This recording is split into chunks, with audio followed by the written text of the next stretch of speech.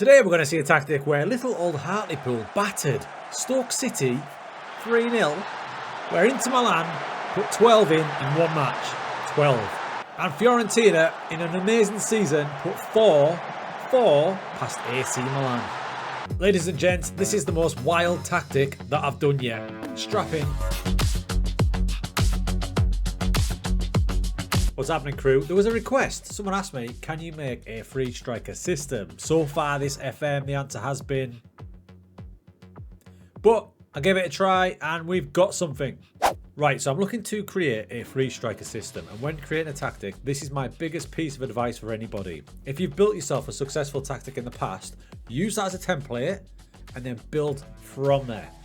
So using that philosophy, I thought, why not try one of my tactics that I'm recently using, which has been really successful. So if I go down here, I'm going to find the Lukaku tactic. There it is. Bang. I'm going to load that up. And this is how I started making the free striker system.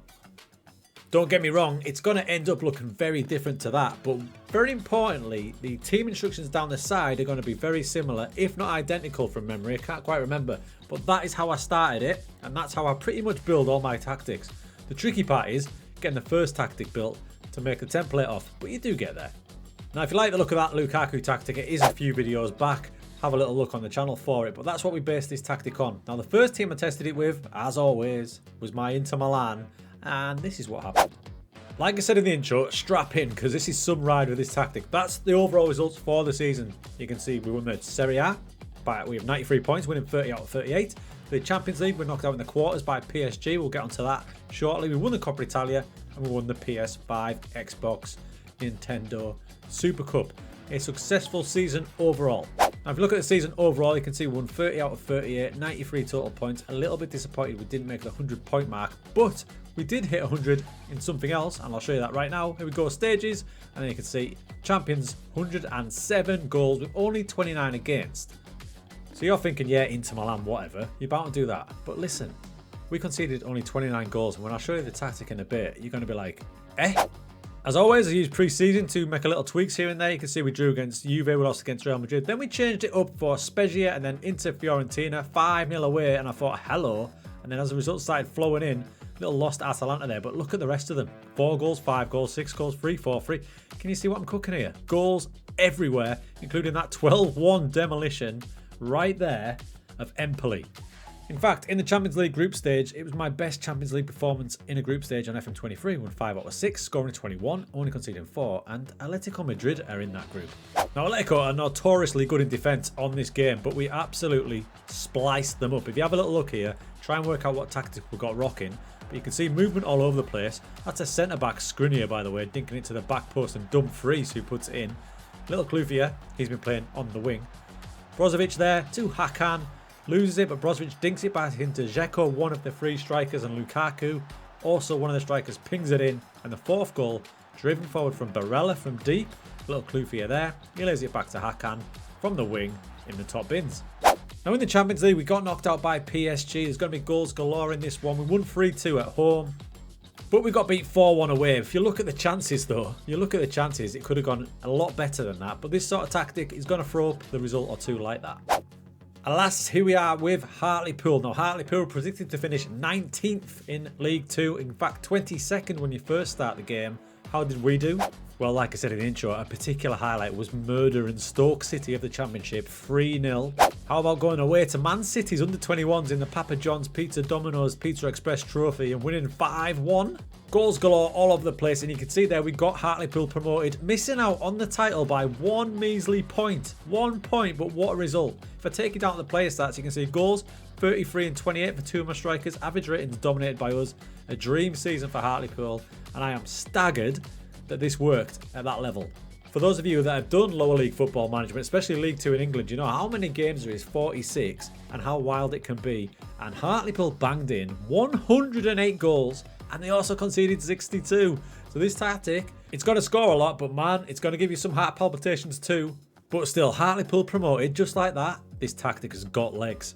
Now the tactic and the formation and the play instructions are coming shortly, I kid you not. But first, I did it with Fiorentina, a full playthrough. In fact, the last 12 games or so, I did it on stream so people could see it in action. And My God, in the first season, we nearly won the league with Fiorentina. We finished second by a point. We bottled it at the end of the season, losing our last two, but we nearly won Serie A with Fiorentina. One of the lads up front was Christian Kouame, and he scored 20 in 43 matches with an average rating of 7.44 in Serie A. Truly, truly wonderful stuff. Nearly pipping the big boys to the title.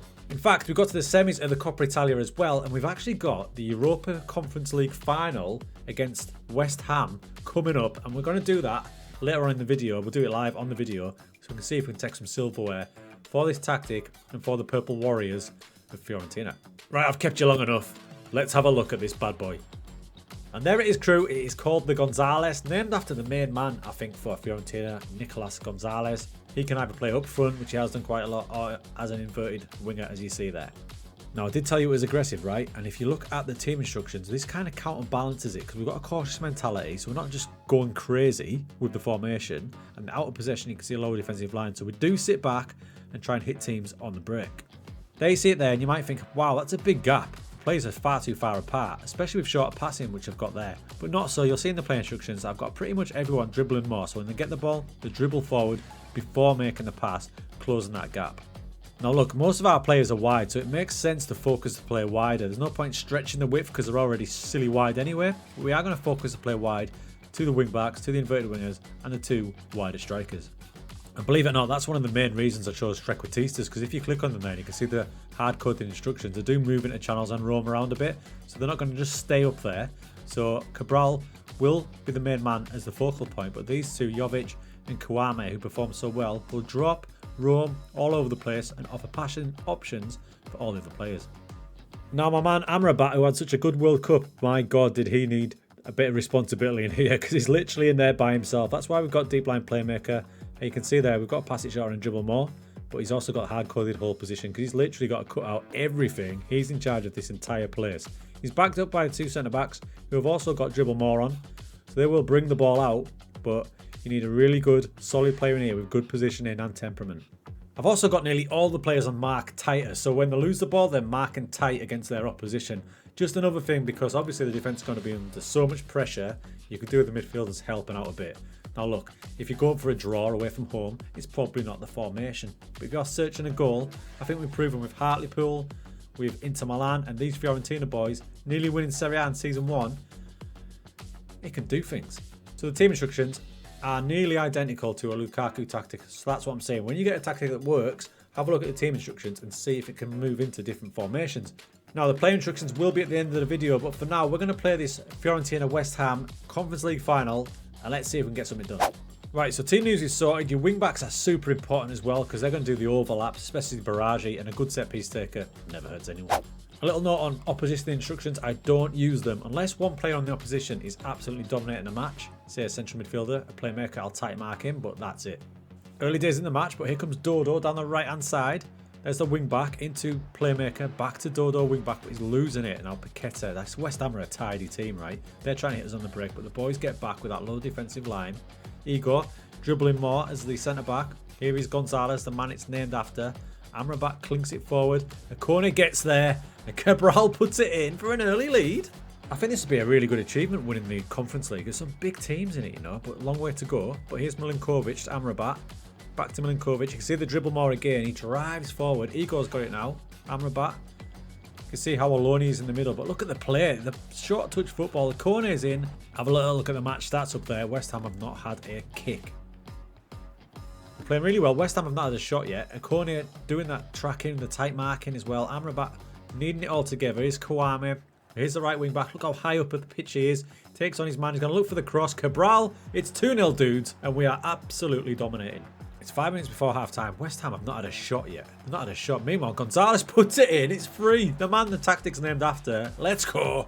Half-time. That is as dominant as it gets. 3 shots on target, by the way. 3 goals. We've done it, boys. 2 late corner goals from West Ham. Give me a bit of that. So that pretty much sums this tactic up perfectly. You're going to dominate games, and then out of nowhere, teams can come back at you. But we held on. The Europa Conference League is ours. Fiorentina winning something in Europe. I mean, when was the last time that happened? So a really fun tactic, It's going to leave you a bit open at the back, but it's a free striker formation. You can always have a different formation to use as well. Hope you enjoyed it. Player instructions on the way.